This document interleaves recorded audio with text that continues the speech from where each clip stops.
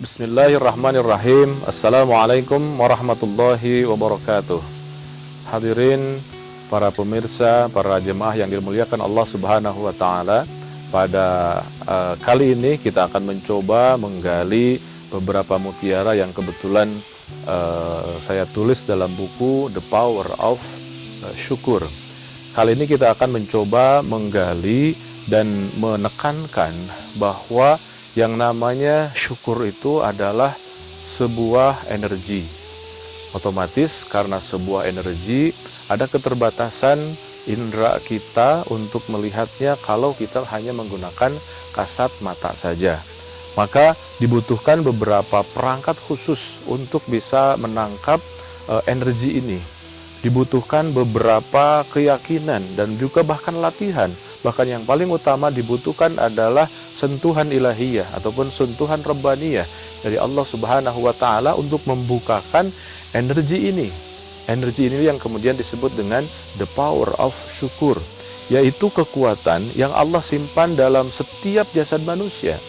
Allah menyimpan satu kekuatan yang kekuatan itu menjadi perangkat yang juga selaras sesuai dengan apa-apa yang Allah tuliskan konsepnya di Lauhil Mahfuz. Jadi, kalau energi ini tidak bisa kita eksplor, kalau energi ini tidak bisa kita munculkan, maka arah hidup kita tidak akan sesuai dengan apa yang dituliskan, yang diarahkan, yang disettingkan oleh Allah Subhanahu wa taala. Maka poinnya, betapa penting seorang manusia, seorang muslim mampu mengeksplor energi dan kekuatan the power of syukur ini. Kalau kita lihat, Allah Subhanahu wa taala menggambarkan dalam surat Al-A'raf, qala fa bima aghwaytani la aqudannahum siratakal mustaqim thumma la atiyannahum min bayni aydihim wa an syama'ilihim wa la tajidu aktsaruhum syakirin. Dalam ayat ini menggambarkan bahwa iblis, setan itu akan selalu berupaya semaksimal mungkin menghancurkan satu energi yang ada dalam jasad manusia, satu energi yang ada di dalam setiap diri manusia, dan outputnya wala tajidu aktsaruhum syakirin. Engkau akan melihat mereka, ya Allah, manusia itu hidup, manusia itu beribadah, manusia itu melakukan semua aktivitas, wala tajidu aktsaruhum syakirin, tapi mereka tidak akan mampu dan tidak bisa bersyukur. Artinya ada energi yang dihantam, ada energi yang kaburkan oleh iblis dan setan dalam diri manusia sehingga tidak tereksplor dalam kehidupannya kemampuan untuk senantiasa bersyukur. Dan padahal kemampuan syukur ini adalah sebuah energi, sebuah kesiapan diri dan juga kematangan diri untuk bisa menjalankan kehidupan kita sesuai dengan yang diarahkan oleh Allah Subhanahu wa taala.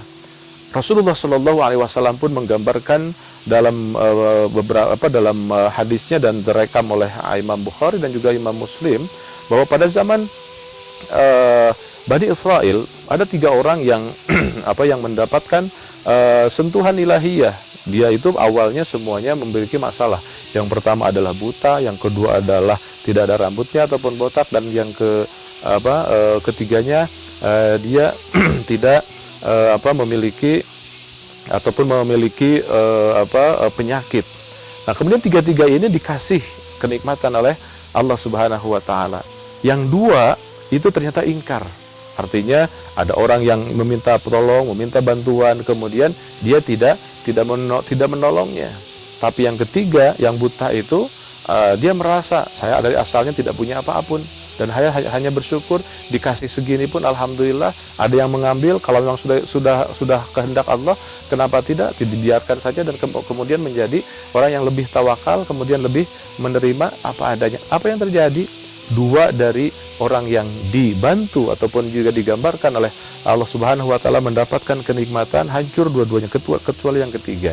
Yang ketiga itu ternyata yang buta karena dia senantiasa berupaya maksimal fokus kepada satu kondisi, mengeksplor dirinya, memunculkan apapun yang terjadi, senantiasa bisa bersyukur. Karena pancaran dari kesyukuran itu akan menjadi orang yang tidak marah, kemudian selalu memberi, kemudian berkomunikasi dengan luas, memiliki paroman muka yang nyaman. Itu adalah bagian dari terhidupkannya energi syukur dalam diri seseorang.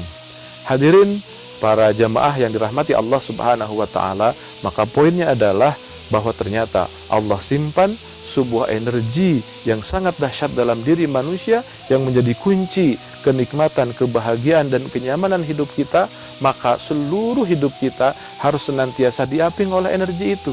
Dan energi itu harus senantiasa kita berupaya untuk semaksimal mungkin menghadirkannya. Ingat, energi itu adalah the power of syukur, energi kekuatan untuk selalu kita berupaya menikmatkan apapun yang ada. Orang yang senantiasa bersyukur tidak akan marah, tidak akan mengeluh, tidak akan menyalahkan orang, tidak akan sakit hati. Maka dia fokus dalam sebuah kenikmatan dan kebahagiaan. Untuk itulah Islam turun, untuk itulah Al-Quran dan hadis mengaping kehidupan manusia sehingga menjadi orang yang senantiasa bahagia di dunia dan juga di akhirat. Mudah-mudahan kita menjadi manusia yang senantiasa berupaya mempertahankan diri, mengeksplor diri, senantiasa ada dalam kekuatan the power of syukur. Terima kasih. Assalamualaikum warahmatullahi wabarakatuh.